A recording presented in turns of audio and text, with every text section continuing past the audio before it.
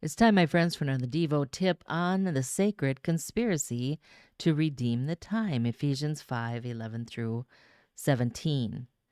Well, on the old TV show Bewitched, Samantha Stevens' nose twitch wiggle was enhanced by a sound effect, a xylophone. And they used to speed up the film just a little bit so it looked real. Do real witches twitch their nose? I don't know. But by some estimates, there are as many witches in the U.S. as Presbyterians, according to the Christian Post.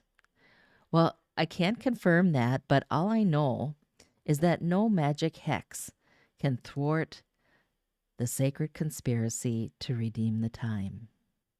Jesus invites us to come to him as we are, but he doesn't want us to stay as we are.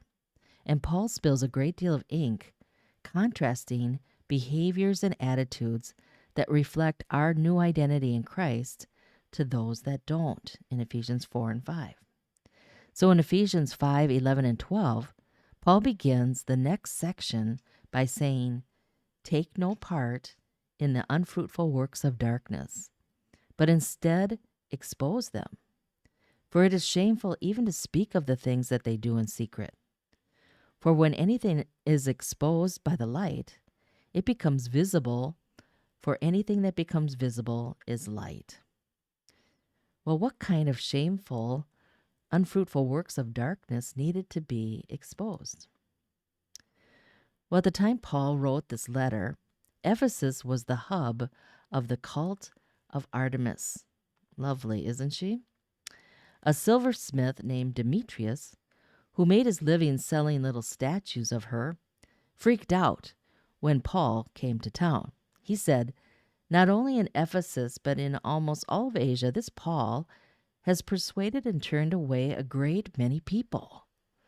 The temple of the great goddess Artemis may be counted as nothing, and she may even be disposed from her magnificence, she whom all Asia and the world worship." It's Acts 19. And apparently, even a number of those who had practiced magic arts brought their books together and burned them in the sight of all. It's Acts 19:19. And Luke adds this little bit of information.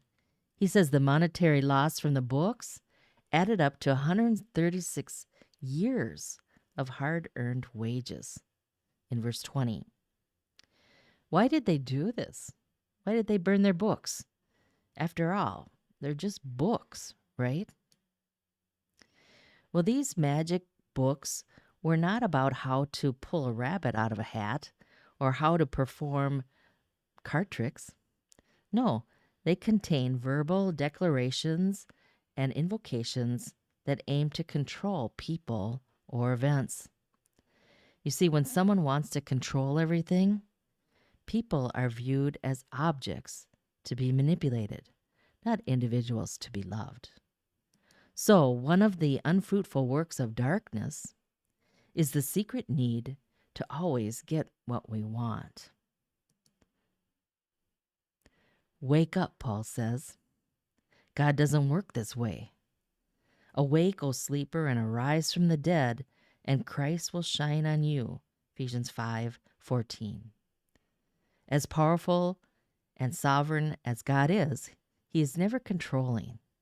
God's Spirit moves us and invites, but he doesn't control us or take over. That's what demons do. So instead of trying to control everything, Paul tells us to redeem the time by committing each day to the Lord. Redeeming the time does not mean being more productive.